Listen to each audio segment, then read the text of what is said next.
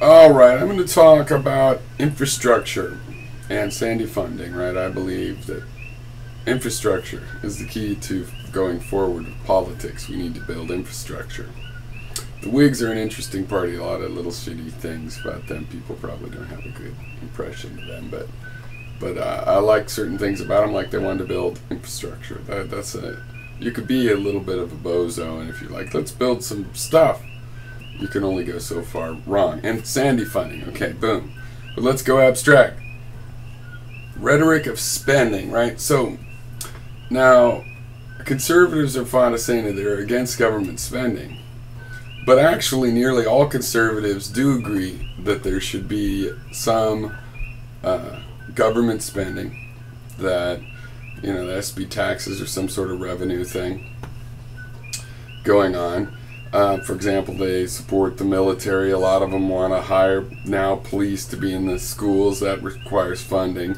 And you got Peter King and Chris Christie being infrastructure Republicans wanting to relieve spending for, you know, natural disaster.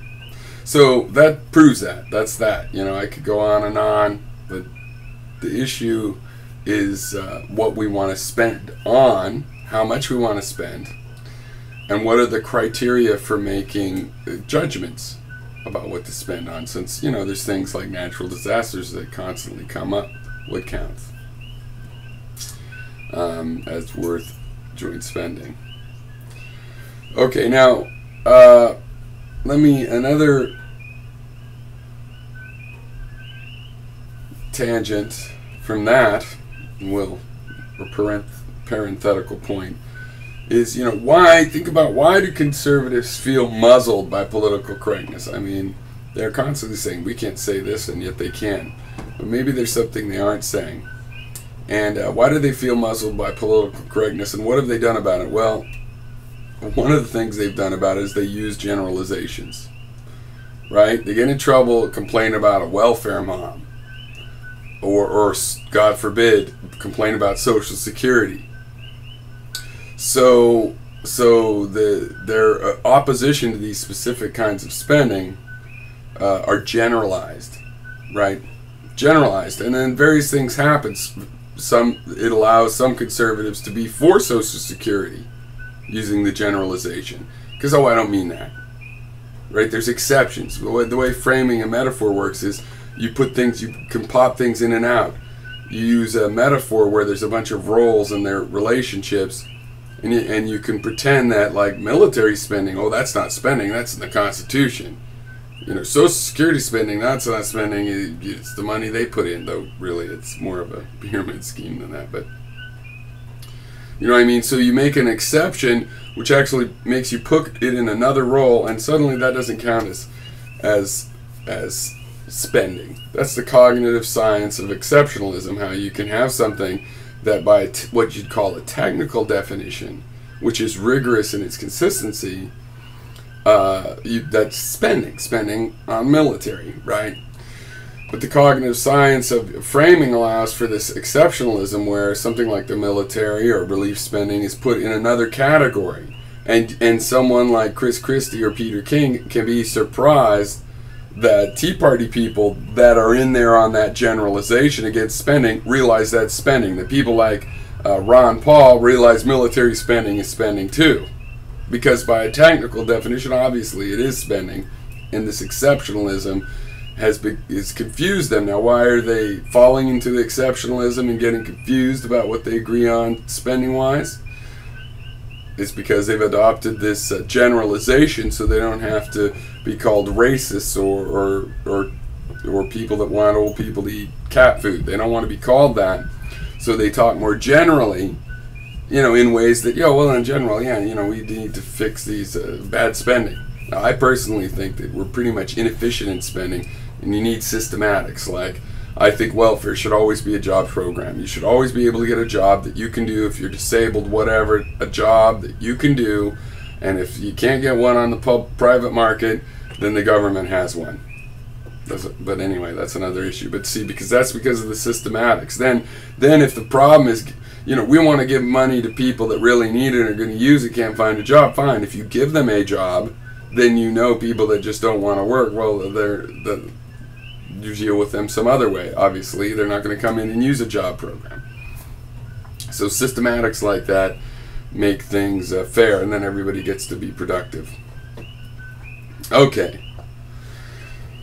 So over time, the retreat into a generalization where you're trying to support things like the military, saying, well, of course we all want to spend on that. When we say no spending, we're talking about the optional things.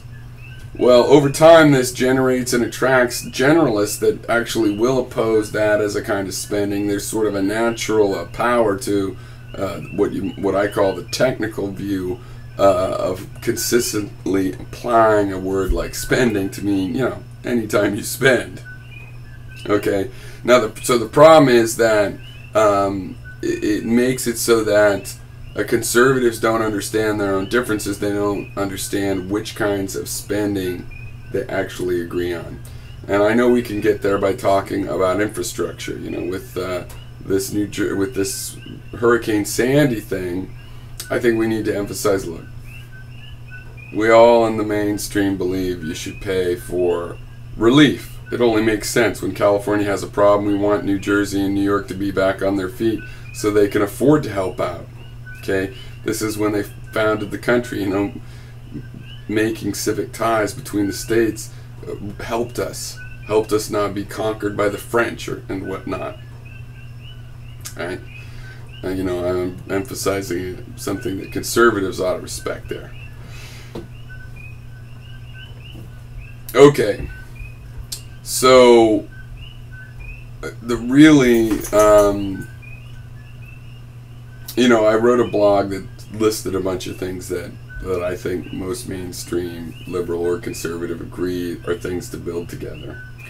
And as for the other stuff, we just have to, in terms of helping people survive that can't find work, it seems to me obvious that what you do is make sure that people can find work. Right. Okay.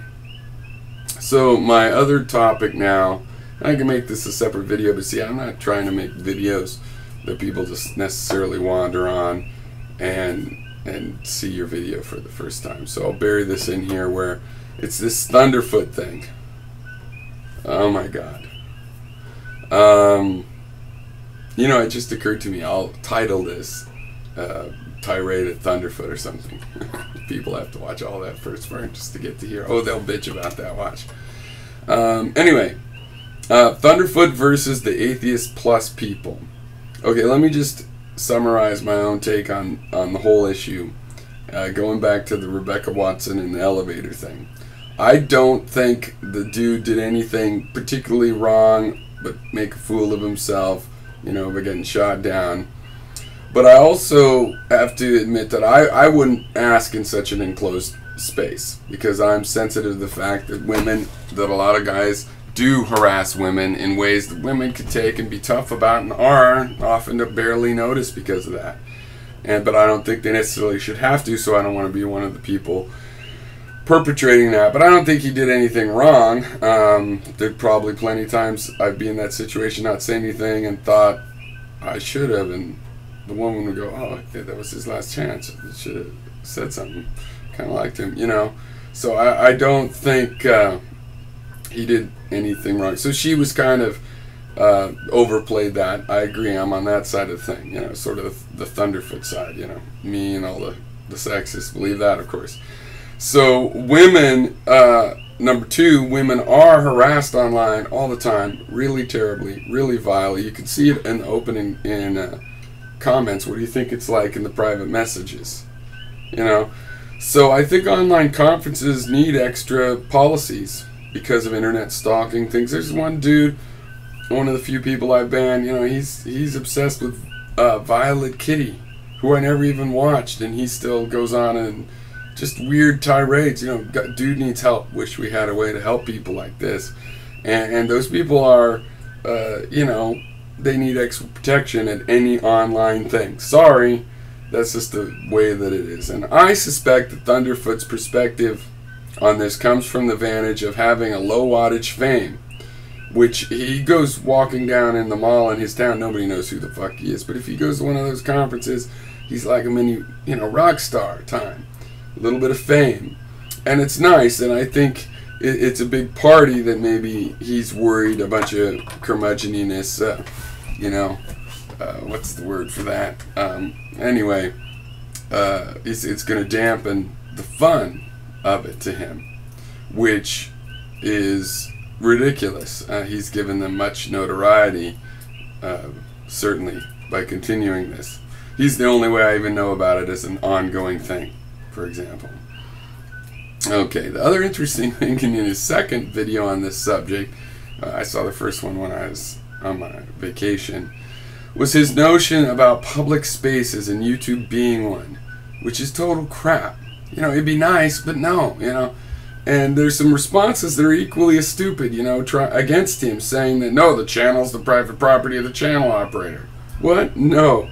Okay, I take it as a given that in our neck of the woods here, most people watching this, it's known as an absolute fact that this is YouTube's property, YouTube.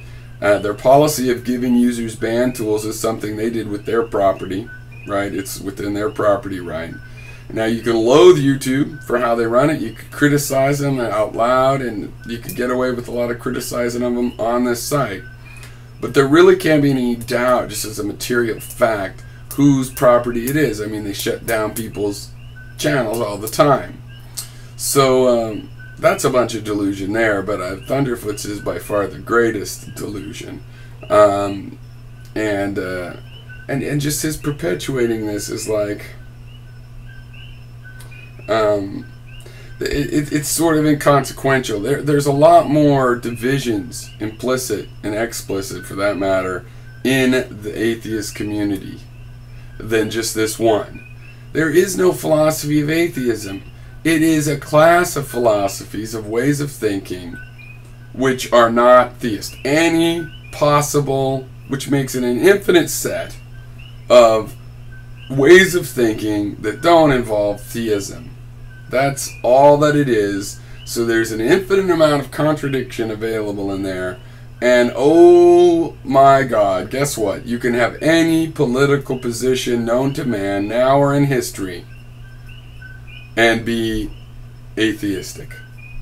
You can even think it's good to promote religion and be atheistic, because you could think it makes people act better people as better individuals than they would otherwise.